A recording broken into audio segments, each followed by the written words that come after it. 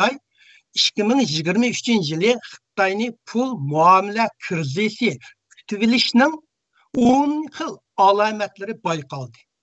Amerika Aqllar Ombiri 1988 yılı yüz bergen dünya pul muomala krizisi 1998 yıldaki Asya pul muomala krizisi ve 2008 yıldaki Amerika pul muomala krizisinin alay diligini tekşirip pul muomala krizisi buluşunun 10 xil alomatlarini yakunlab chiqdi. Mutaxassislarning ko'rsatishicha, agar bir davlat bu 10 xil alomatning uchini to'ldirsa, bu pul muomala krizisining pat yaqinda keladiganligini ko'rsatib berdi. Agar 6ni to'ldirsa, pul muomala krizisi yana iqtisodiy krizisi kelganligidan derak berdi. Xitoyning navbatdagi ahvolidan qaraganda bu 10 xil kasallik alomatlari asosligida to'ldirilgan.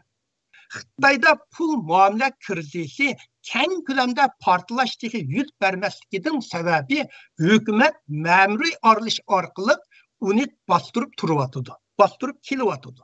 Ammo bu bostirish faqat vaqtlik bo'ladi. Uning ustiga bu bostirish pul muomala krizisining doirasini va kuchini oshirib. Endi biz bu 10 xil alomat Xitoyda qanday shakllanganligini analiz qilaylik. Birinchi rasmga akila olamsiz?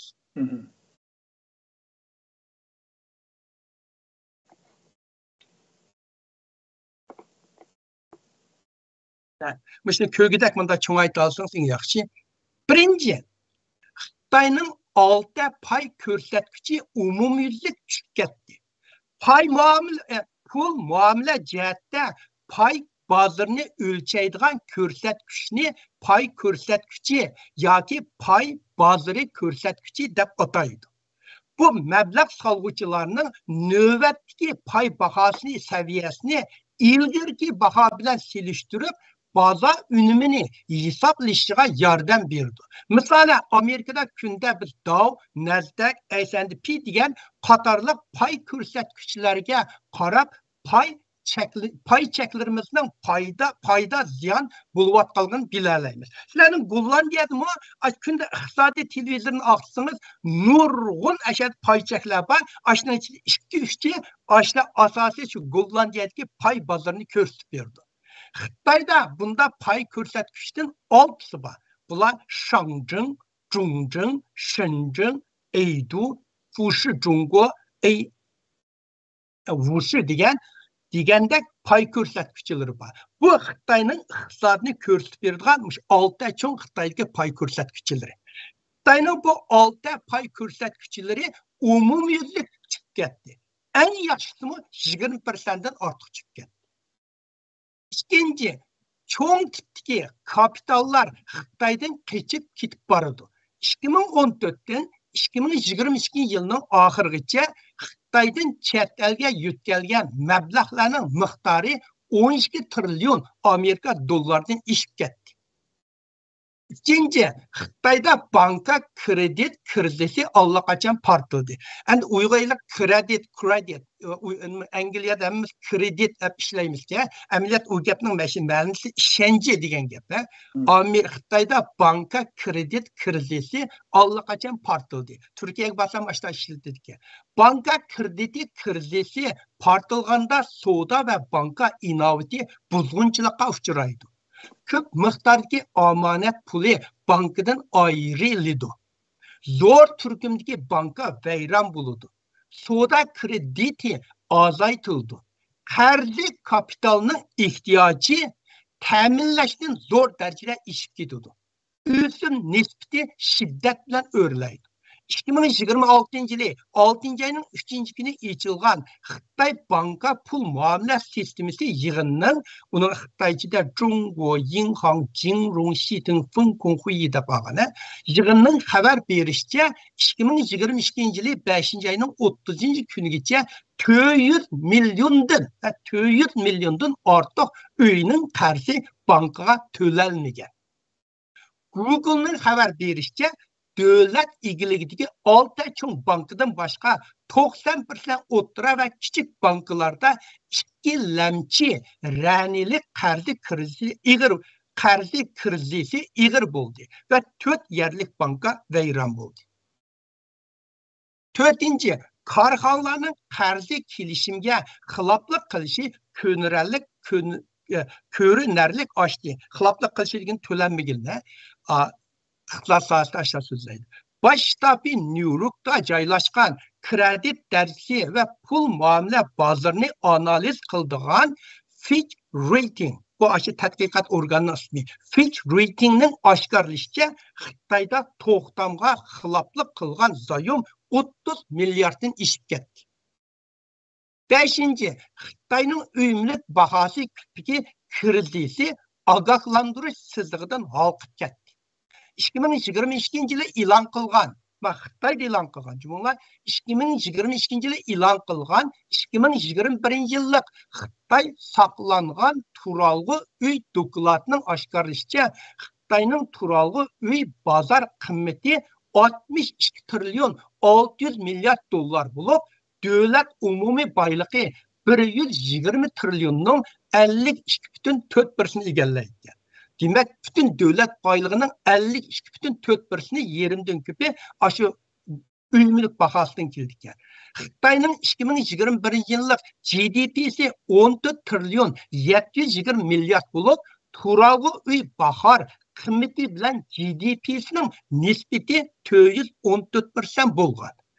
Ümülükning bahası Xitayning 1 yıllık GDP'sinden 4 tasga chiqqan. 2008 yılı iqtisodiy krizis bo'lganda Amerikada turalg'u uy bozor qimmati bilan GDP nispeti 169% bo'lgan. 1991 yılı Yaponiyada uyumluk portlagandan burun Yaponiyaning turalg'u uy bozor qimmati bilan GDP nispeti en yuqori bo'lganda 391%ga yetgan. Buningdan ko'rilishga bo'ladiki, Xitoyning uyumlik tipiki ayni yildagi Amerikaning qarzi krizisi portlashdan burunqidan 245 hassa yuqori. Ayni yil Yaponiya uyumlik tipiki vayron bo'lishdan burunqidan 23% yuqori. Bu tarixdagi eng cho'ng yuqori nisbati bu dunyo iqtisod sohasida. Bulardan bilgani bo'ldiki, Xitoyningki uyumlik portlashi allaqachon boshlanib bo'ldi. 6-chi, Xitoyning tashqi periyod zaposi zo'r miqdorda azaydi.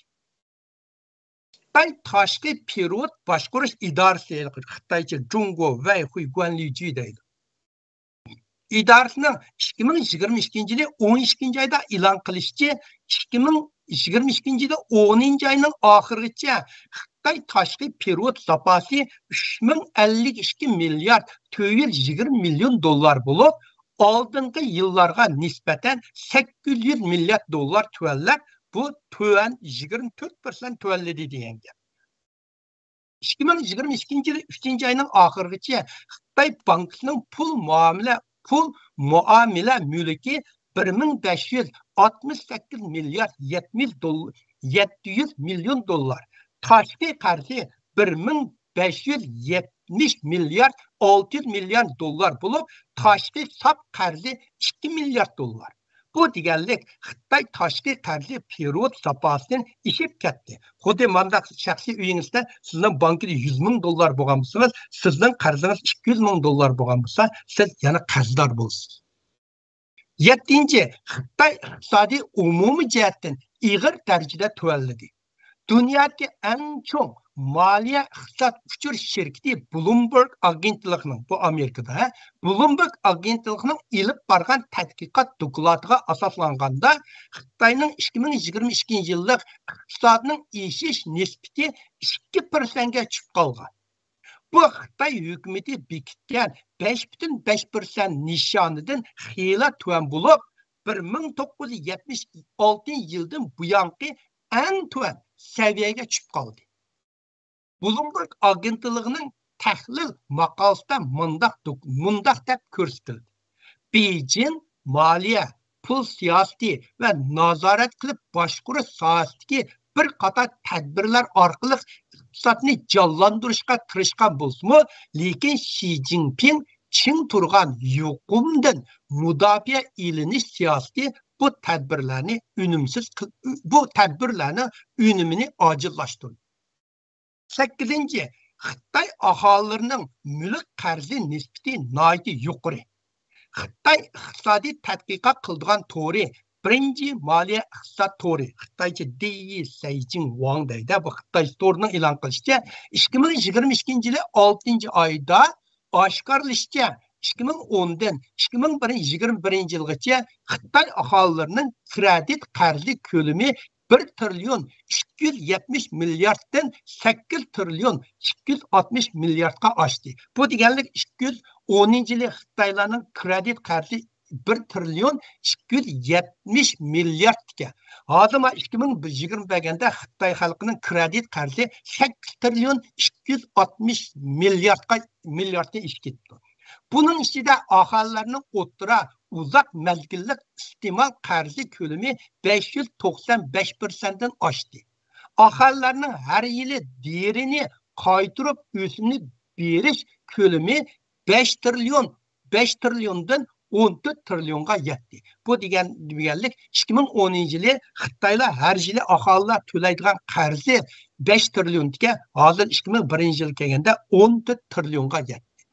Aldığınca 10 yılda Xitoy ahalilerinin qarzi pulunun yıllık o'ttircha ishish sur'ati 18,3%ga yetdi. Bu aholilarning kirimi 8% o'ttircha ishish sur'atidan ko'p yuqori. Degan har yili aholilarning maoshi 8% o'sgan bilan ularning qarzi 18% 19% o'sibdi. 9. Korxonalarning foizi va aholilarning kirimi zo'r darajada tuvalladi. Xitoy davlat statistika idorasi, Xitoycha Jungo Tungjiju deydi, idorasi 2022-yil 8-oyda e'lon qilgan dokladga asoslanganda 2022-yil 8-oygacha mamlakat bo'yicha bekitilgan ko'lamdan yuqori sanoat korxonalari, bu ko'lamdan yuqori sanoat degan hukumat qaraydigan cho'ng korxonalar deydi. Korxonalarning foizi 1-oydan 7-oygacha 5% tuvalladi. Türlerge ayırıp qaraganda sanoat korxonalarının foizi 2021-yilga selishtirganda 8,5% tuvalladi. Yasmichilik korxonalarının foizi 22,4% tuvalladi. Elektr, issiqlik, kuyishchan gaz ve su ishlab chiqarish ve ta'minlash kasbining foizi 26,8% tuvalladi.